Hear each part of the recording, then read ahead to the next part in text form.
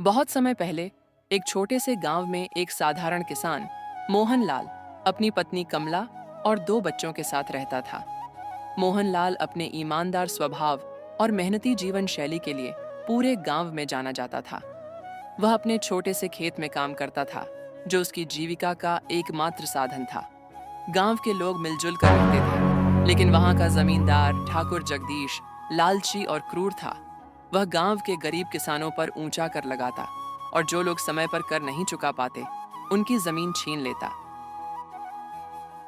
मोहन, इस बार फसल कमजोर है। ठाकुर साहब का कर कैसे चुकाएंगे?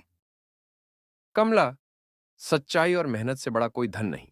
भगवान पर भरोसा रखो, सब ठीक होगा।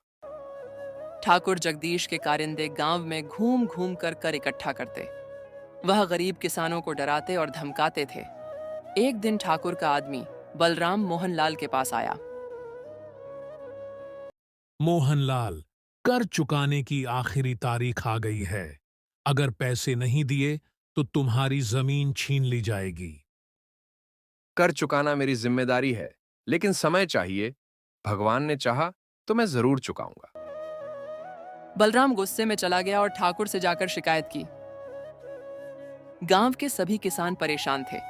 सूखे के कारण फसलें खराब हो रही थीं और ठाकुर का कर चुकाना असंभव लग रहा था। एक दिन गांव के बुजुर्ग पंडित हरिश्चंद्र ने सभी किसानों को बुलाया। हमारी एकजुटता ही हमारी ताकत है। अगर हम सब मिलकर ठाकुर के सामने अपनी बात रखें तो शायद वह हमारी समस्या समझे। मोहनलाल ने इस विचार का समर्थन किया। ठाकुर को हमारी सच्चाई और संघर्ष दिखाना होगा, हम झुकेंगे नहीं। गांव के लोग एकजुट होकर ठाकुर के महल पहुंचे। क्या चाहते हो? कर तो हर हाल में चुकाना होगा, नियम नहीं बदलेंगे। ठाकुर साहब, यह गांव आपका परिवार है। अगर आप हमें थोड़ा समय देंगे तो हम कर चुका देंगे, लेकिन अगर आप हम पर जुल्म करेंगे तो यह आपकी विरासत पर धब्बा होगा। ठाकुर ने गुस्से में मोहन को जेल में डालने का आदेश दिया। गांव वालों ने हार नहीं मानी।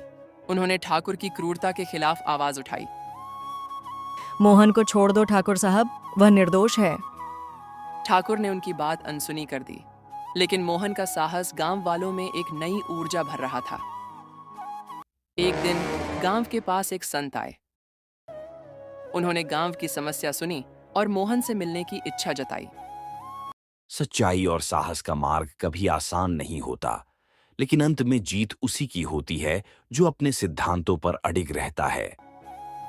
संत ने गांव वालों को सलाह दी कि वे मिलकर खेतों की उपज बढ़ाने के उपाय करें और ठाकुर को उसकी लालच का सबक सिखाएं।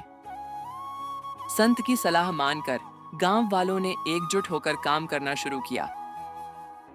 उन्होंने तालाब बनाया, बारिश का पानी जमा किया और नई फसल उगाने की तकनीक अपनाई।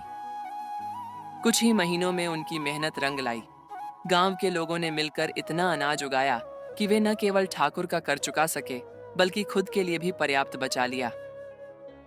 देखा कमला, मेहनत और सच्चाई कभी हार नहीं मानती। जब ठाकुर ने गांव वालों की एकजुटता और मेहनत देखी तो उसे अपनी गलती का एहसास हुआ।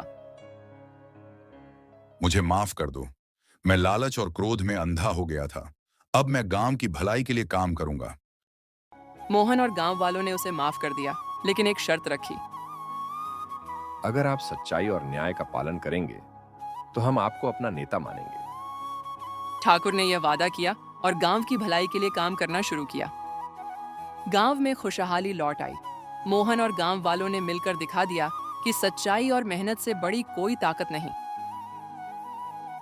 यह कहानी हमें सिखाती है कि चाहे कितनी भी कठिनाई क्यों न हो, अगर हम सच्चाई, मेहनत और एकजुटता के रास्ते पर चलें तो हर मुश्किल को पार कर सकते हैं।